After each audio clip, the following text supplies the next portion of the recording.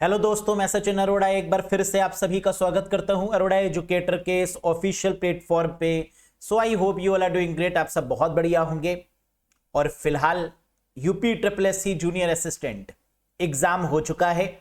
आप लोग एग्जाम देकर आ चुके हैं और जैसे कि मैंने कहा था कि आप सब बहुत बढ़िया परफॉर्म करेंगे, तो आप सभी ने मैसेज करके टेलीग्राम पर अलग अलग जगह पर मुझे मैसेज किया, ईमेल के थ्रू, और बताया कि सर पेपर बहुत बढ़िया गया है। ये सब आपकी मेहनत है। आप लोगों ने जो इतनी मेहनत से पढ़ा है, पेपर तो अच्छा जाना ही था। तो चलिए एक बार एनालिसिस करते हैं। कंप्यूटर 29 जून 2025 यानी आज जो पेपर हुआ है, कंप्यूटर के क्वेश्चंस का लेवल कैसा रहा, कितना स्कोर आप लोग ने किया कंप्यूटर में, और ओवरऑल ये भी आप कमेंट करके बताइएगा। पेपर का लेवल आपको कैसा लगा, इजी, मॉडरेट या टफ, ये भी कमेंट करके बताइएगा। चलिए शुरू करते हैं दोस्तों। साथ ही साथ वो कैंडिडेट्स जो कि UP triple S C computer level पे, बेसिक टू एडवांस लेवल पे पढ़ना चाहते हैं और चाहते हैं कंप्यूटर में बढ़िया स्कोर लाएं अपकमिंग एग्जाम्स में भी, तो आप जुड़ सकते हैं इस पर्टिकुलर कोर्स से। यूपी ट्रिपल एस सी का complete course, videos, PDF, mock test के साथ कंप्लीट सिलेबस यहां पर आपको मिलेगा। अरोड़ा एजुकेटर एप्लीकेशन को ज्वाइन कर लीजिएगा।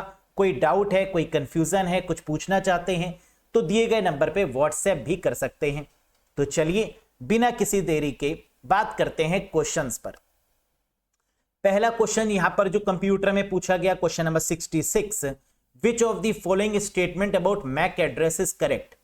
मैक एड्रेस के बारे में निम्नलिखित में से कौन सा कथन सही है। पहला, it is a password use to secure WiFi network. यह एक पासवर्ड है जिसका उपयोग वाईफाई नेटवर्क को सुरक्षित करने के लिए किया जाता है। जी नहीं। दूसरा है, it is a serial number assign to devices by the user. यह उपयोगकर्ता द्वारा डिवाइस को दिया गया एक सीरियल नंबर है। नहीं, ये मैन्युफैक्चरर प्रोवाइड करता है, यूजर नहीं। It is a type of encryption used in wireless. जी नहीं, यह वायरलेस में प्रयुक्त एक प्रकार का इंक्रिप्शन है, कोई इंक्रिप्शन नहीं है ये। यह निर्माता द्वारा प्रत्येक डिवाइस को दी गई एक विशिष्ट पहचान है। जी हां। It is a unique identifier assigned to each device by the manufacturer. तो ये असाइन कौन करता है मैक एड्रेस? बनाने वाला यानी मैन्युफैक्चरर, जो एनआईसी कार्ड के ऊपर लिखता है। तो यानी इसका करेक्ट आंसर क्या होना चाहिए था? Option number D is the correct answer. तो उम्मीद है कि आपने यही लगाया होगा। Very good. Next, second question, which device provides centralised storage accessible by multiple devices on a home network। कह रहा है विच डिवाइस प्रोवाइड, कौन सा उपकरण होम नेटवर्क पर एक अधिक उपकरणों द्वारा पहुंच वाला केंद्रित स्टोरेज प्रदान करता है। जैसे वायरलेस एक्सेस पॉइंट होते हैं, वैसे ही इसको हम लोग क्या बोलते हैं? नेटवर्क अटैच्ड स्टोरेज यानी NAS। तो इसका करेक्ट आंसर है option number D, network attached storage, जिसका हम लोग प्रयोग करते हैं किसमें दोस्तों? होम ऑटोमेशन के काम में। बहुत ही आसान है। NAS होता क्या है एक बार समझ भी लीजिए। NAS का मतलब होता है नेटवर्क अटैच्ड स्टोरेज। यह एक समर्पित फाइल स्टोरेज डिवाइस है जो नेटवर्क से जुड़ा होता है और एक उपयोगकर्ता को एक केंद्रीकृत यानी सेंट्रलाइज्ड स्थान से डेटा को संग्रहित करने और एक्सेस करने की परमिशन देता है। यानी ये एक तरीके का सेंट्रल स्टोरेज नेटवर्क है जो क्या देता है? सेंट्रलाइज्ड यूजर्स को परमिशन देता है नेटवर्क से चीजों को एक्सेस करने की। क्वेश्चन में क्या था? विच device provide centralised storage accessible bye multiple devices, जो कई सारे डिवाइसेस उसको एक्सेस कर पाए on a home network. Home network में या होम ऑटोमेशन में या फिर एक लोकल एरिया नेटवर्क के केस में, तो आंसर आपका क्या होगा? नेटवर्क अटैच्ड स्टोरेज, NAS इसकी फुल फॉर्म है। Very good. नेक्स्ट, अगला question, match the given storage technology list 1 with their specific characteristic list 2। यानी मैच द कॉलम पूछा गया है। देखते हैं क्या है। पहला कह रहा है EEPROM, electrical erasable programmable read only memory. हम जानते हैं EEPROM क्या है? Electrically erasable programmable read only memory है और इसका एडवांस्ड फॉर्म क्या है? Flash memory. यस। NVMe यानी नॉन वोलाटाइल मेमोरी एक्सप्रेस, जो कि SSD यानी सॉलिड स्टेट ड्राइव में यूज होने वाली प्रोटोकॉल है। SSD में जो प्रोटोकॉल यूज होती है उसे क्या बोलते हैं? NVMe। तो PCI express bus connect SSD to server storage, है ना, यानी किस केस में यूज होगा? SSD के केस में। HDD क्या है? Hard disk drive. ये कैसी होती है? जिसमें प्लेटर्स लगे होते हैं, जिसमें सिलेंडर होते हैं, जिसमें ट्रैक होगा, जिसमें सेक्टर्स होंगे। तो मैकेनिकल मूविंग पार्ट्स इसमें होते हैं जो मूव करते हैं पार्ट्स, और मैग्नेटिक स्टोरेज इसको बोला जाता है। बिल्कुल सही है। डी रैम क्या है? डायनेमिक रैम है। और हम जानते हैं डायनेमिक रैम या रैम क्या होती है? वोलाटाइल इन नेचर होती है, टेम्परेरी होती है, नीडिंग कांस्टेंट रिफ्रेश। कई बार मैंने बताया था कि डायनेमिक रैम क्या करती है? हमारे लैपटॉप में लगी होती है, हमारे मोबाइल फोन्स में लगी होती है ना। इन सभी डिवाइसेस में डी रैम का यूज करते हैं, और ये कॉन्टिन्यूअस क्या होती है? रिफ्रेश करती है। यस, तो बिल्कुल ही सरल आंसर, यानी ऑप्शन डी होगा करेक्ट वन। ए का फोर्थ, बी का थर्ड, सी का 1 और डी का 2। क्लियर है? यानी हिंदी में भी यही था आपका सेम, है ना। उम्मीद है आप लोग ने कर लिया होगा इसको बहुत अच्छे तरीके से। अगला देखते हैं।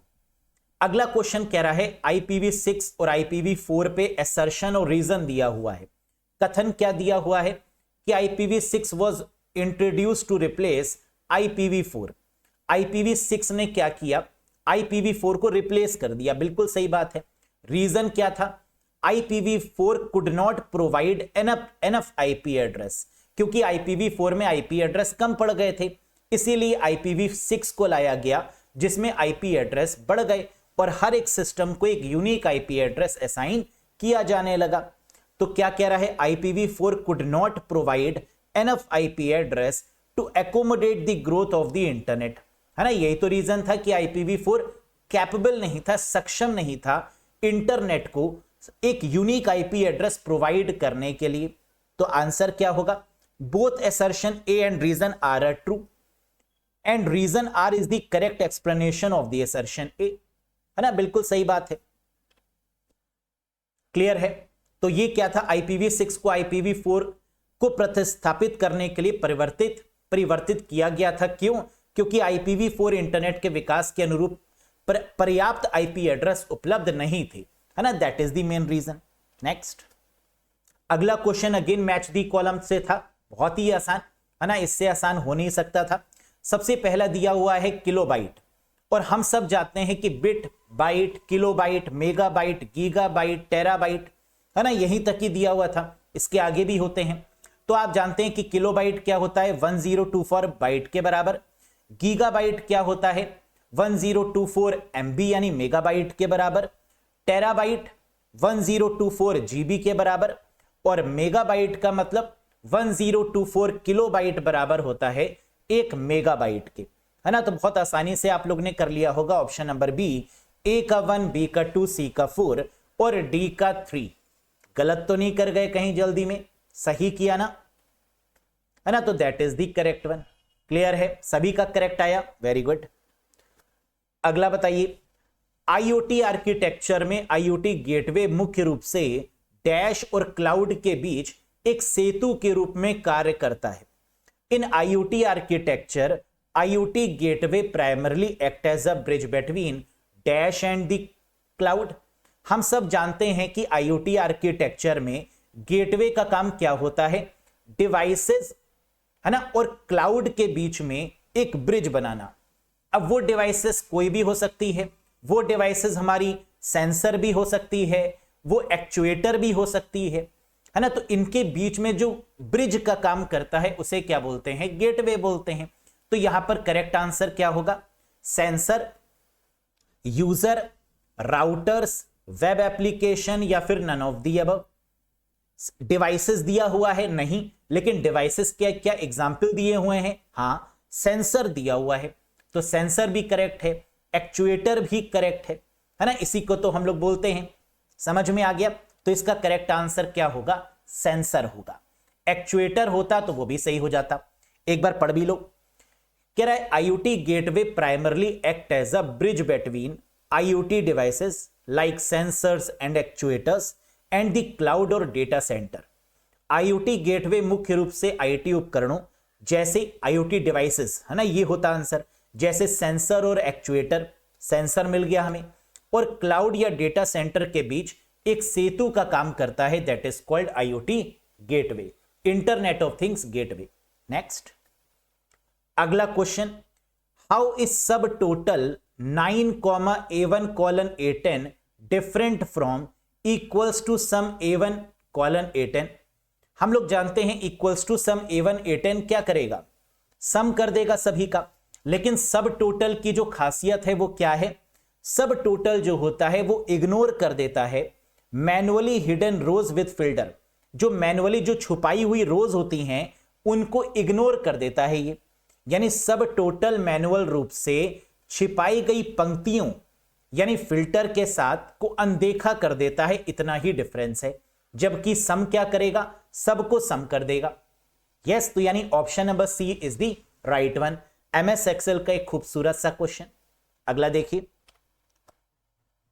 यहां मैंने समझा भी दिया है कि छिपी हुई पंक्ति को अनदेखा करते हुए A1:A10 का योग लौटाता है। सब टोटल क्या करता है, इसका रीजन लिखा गया है, returns the sum of A1:A10 ignoring the hidden rows. Yes, यही दिया हुआ था यहां पर। नेक्स्ट, कह रहा है dash is the method to deceive victim by altering an email address या URL, while dash is a method to trick users into providing sensitive information like login credentials।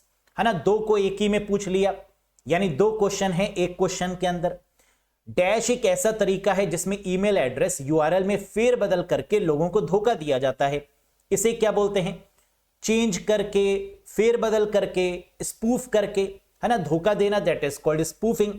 और दूसरा कह रहा है कि उपयोगकर्ता से लॉगिन क्रेडेंशियल्स जैसी संवेदनशील जानकारी प्राप्त करने के लिए धोखा दिया जाता है, उसके यूजर नेम और पासवर्ड को ले लिया जाता है, फेक वेबसाइट बना दी जाती है। इसे बोलते हैं क्या, फिशिंग अटैक। तो आंसर क्या होगा दोस्तों, स्पूफिंग कॉमा फिशिंग, यानी option number 1 is the correct one, है ना। यही लगाया होगा आप लोगों ने, बहुत ही आसान सा क्वेश्चन ईमेल के रिस्पेक्ट में। अगला question, a social media account that frequently interact with and amplifies disinformation using automation often called। एक सोशल मीडिया अकाउंट जो अक्सर स्वचालन का उपयोग करके गलत सूचनाओं का बार बार आदान प्रदान करता है और उन्हें बढ़ाता है, उसे क्या बोलते हैं, बॉट, इन्फ्लुएंसर, मॉडरेटर, हैकर या फिर नन ऑफ दीज, है ना। तो इसे क्या बोलते हैं, बॉट बोलते हैं, चैट बॉट्स बोलते हैं, या कई बार बॉट्स का यूज हम लोग जानते हैं नेगेटिव काम के लिए भी करते हैं, है ना, गलत इंफॉर्मेशन एज ए स्पैम भी करते हैं। तो करेक्ट आंसर क्या होगा, कह रहे a social media account that frequently interact with and amplifies disinformation using automation का इस्तेमाल करके। बॉट का मतलब क्या होता है, रोबोटिक्स। बॉट की फुल फॉर्म क्या होगी, रोबोट। तो रोबोट का यूज करके या चैटबॉट का यूज करके यह काम आसानी से किया जा सकता है। नेक्स्ट, कह रहे मैच दी फॉलोइंग, है ना, अगेन मैच दी कॉलम से क्वेश्चन आया हुआ है, बहुत आसान सा क्वेश्चन है। GPU क्या है, रैम क्या है, SSD क्या है और CPU क्या है, मैच करिए। GPU का मतलब ग्राफिक्स प्रोसेसिंग यूनिट, और GPU का यूज क्यों करते हैं, जैसे ग्राफिक कार्ड जो सिस्टम की परफॉर्मेंस को इंक्रीज कर दे, यानी dedicated processing of graphics and visual data. मतलब ऑप्शन नंबर 3, ग्राफिक्स और विजुअल डेटा की क्या करने के लिए, प्रोसेसिंग को बढ़ाने के लिए। रैम का मतलब क्या है, रैंडम एक्सेस मेमोरी, जो कि एक टेम्परेरी मेमोरी होती है, temporary data storage for active processes, यानी सक्रिय एक्टिव प्रक्रियाओं के लिए अस्थायी डेटा संग्रहण है, स्टोरेज है, that is called RAM. Static RAM, dynamic RAM, SD RAM, है ना, सब पढ़ा हुआ था, यहां तो बहुत ही आसान पूछ लिया गया। SSD solid state devices, solid storage devices, है ना। SSD का काम क्या होता है, स्टोरेज करने का। क्या ये परमानेंट होती है, जी हां। तो non volatile storage for permanent data, है ना, ये कैसी स्टोरेज प्रोवाइड करती है, नॉन वोलेटाइल नेचर की। और CPU क्या करता है, एग्जीक्यूट करता है इंस्ट्रक्शंस को, यानी temporary data storage for active process, ना execute instructions and process the data, यानी D का हो जाएगा सेकंड वाला। है ना, जो एग्जीक्यूट करे इंस्ट्रक्शंस को, जो प्रोसेस करे डेटा को, ये काम होता है सीपीयू का। तो उम्मीद है कि आपने सही आंसर लगाया होगा, दैट इज फर्स्ट वाला, ए का थर्ड, बी का 1, सी का 4th और डी का 2। यस, बहुत बढ़िया। नेक्स्ट, द डिवाइस और software that act as an intermediary between client request and server responses on the internet is known as. बहुत ही सरल सा क्वेश्चन। वह उपकरण या सॉफ्टवेयर जो इंटरनेट पर क्लाइंट अनुरोध हो और सर्वर प्रतिक्रियाओं के बीच मध्यस्थ के रूप में कार्य करता है, उसे क्या बोलते हैं? Modem, switch, proxy server, firewall या फिर नन ऑफ दीज? बिल्कुल सही, that is called a proxy server, है ना, जो मध्यस्थ के रूप में कार्य करता है, द डिवाइस और सॉफ्टवेयर के रूप में कार्य करता है, इंटरमीडियरी, क्लाइंट की रिक्वेस्ट को प्रोसेस करता है। लेकिन जब क्लाइंट रिक्वेस्ट करता है तो पहले वो रिक्वेस्ट उसके पास में जाती है, प्रॉक्सी सर्वर के पास में, है ना। फिर जब उसको लगता है कि सही है रिक्वेस्ट तो आगे प्रोसेस करवाता है। तो that is what we called proxy server. Clear है? यानी option number C is the right one. Next, DNS, domain name server, server के रिस्पेक्ट में, और domain name system is called the mechanism by which we can translate domain IP address into the, जो हम domain name लिखेंगे उसको IP address में convert करेगा। तो conversion of the domain name into the IP address is done via DNS, है ना। तो DNS का मेन काम क्या है? डोमेन नेम को IP एड्रेस में कन्वर्ट करवाना। क्या कह रहा था? इनमें से कौन सा कथन गलत है? संबंध में गलत कथन की पहचान कीजिए। इसका आंसर क्या होगा? ऑप्शन नंबर ई, यानी सारे कथन सही हैं, कोई भी कथन इसमें से गलत नहीं है। क्यों? पहला कह रहे DNS server use port 53 by default, बिल्कुल सही है। डीएनएस सर्वर रूप से बाय डिफॉल्ट रूप से 53 का उपयोग करता है, सही बात। DNS uses TCP for zone transfer and UDP for the queries, बिल्कुल सही। डीएनएस जोन ट्रांसफर के लिए टीसीपी और क्वेरीज के लिए यूडीपी यानी यूजर डेटाग्राम प्रोटोकॉल का इस्तेमाल करता है। डीएनएस कैशिंग नेटवर्क की दक्षता को सुधारता है। डीएनएस कैशिंग इंप्रूव दी नेटवर्क एफिशिएंसी, जी हां, अगर हम डीएनएस अप्लाई करते हैं तो जो कैशे होता है नेटवर्क का वो सही हो जाता है, वो उसको हम रिमूव कर देते हैं, जिससे कि नेटवर्क की परफॉर्मेंस स्पीड बढ़ जाती है। DNS translate domain name into the IP address, बिल्कुल सही बात है। तो ये सारे कथन सही हैं, इसमें कोई भी गलत नहीं है, तो उपयुक्त में से कोई नहीं होगा सही जवाब। नेक्स्ट, क्वेश्चन नंबर 78, आइए देखते हैं। काफी प्यारा क्वेश्चन, काफी करवाया हुआ क्वेश्चन है ना। Identify the correct statement about Excel cell referencing. Cell referencing का यूज हम लोग क्यों करते हैं एमएस एक्सेल में? रोज या कॉलम को लॉक करने के लिए। बताया था मैंने आपको। सेल रेफरेंसिंग कितने प्रकार की होती है? 3 प्रकार की, रिलेटिव, एब्सोल्यूट और मिक्स्ड। याद आया ना? रिलेटिव में कुछ भी लॉक नहीं करते, एब्सोल्यूट में रोज और कॉलम्स दोनों को लॉक करते हैं, और मिक्स्ड के केस में रो या तो कॉलम को लॉक करते हैं। इस क्वेश्चन का सही आंसर है ऑप्शन नंबर ई, यानी उपयुक्त में से कोई भी नहीं। क्या कह रहा था? एक्सेल सेल संदर्भ के बारे में सही कथन पहचानिए। इनमें से कोई भी सही नहीं है। आइए देखते हैं क्यों। पहला, बहुत ध्यान से देखना, absolute cell reference uses dollar to lock row और कॉलम रेफरेंस। क्या एब्सोल्यूट रेफरेंस में डॉलर का यूज होता है? जी हां। रो कॉलम दोनों को लॉक करने के लिए? जी हां। लेकिन यहां पर क्या लिख रहा है? Uses dollar to lock row और कॉलम रेफरेंसेस, है ना। और नहीं, एंड होता है, एंड और होता है। तो यहां पर अगर ये एंड और लगा देता तो ये स्टेटमेंट सही हो जाता। और का मतलब तो ये होगा या तो रो या तो कॉलम, और ऐसा हम करते हैं मिक्स्ड में, एब्सोल्यूट में नहीं। समझ में आया? एक बार फिर से देखो। निरपेक्ष संदर्भ पंक्ति या स्तंभों को लॉक करने के लिए डॉलर का उपयोग करता है। ऊपर क्या दे रहा है? पंक्ति या स्तंभ, या और के साथ में एंड भी होना चाहिए, बल्कि और होना ही नहीं चाहिए। या का तो यहां पर है ही नहीं। एब्सोल्यूट में रो और कॉलम दोनों को लॉक करता है, यह अनिवार्य है। यस, दोनों जगह डॉलर होने चाहिए। इस वजह से पहला स्टेटमेंट गलत होता हुआ नजर आ रहा है। दूसरा क्या कह रहा है? Cell references are not used in formula. कह रहा है क्या ये कथन सही है? Cell references are not used in formula, गलत है। सेल रेफरेंसेस का यूज फॉर्मूले के साथ किया जाता है, तो ये भी गलत हो गया। Mix cell reference is not possible in Excel, possible है मिक्स सेल रेफरेंसिंग। एक्सेल में मिश्रित संदर्भ संभव नहीं है, संभव है भाई। और लास्ट कह रहा है relative reference keep the cell fixed in all the formula.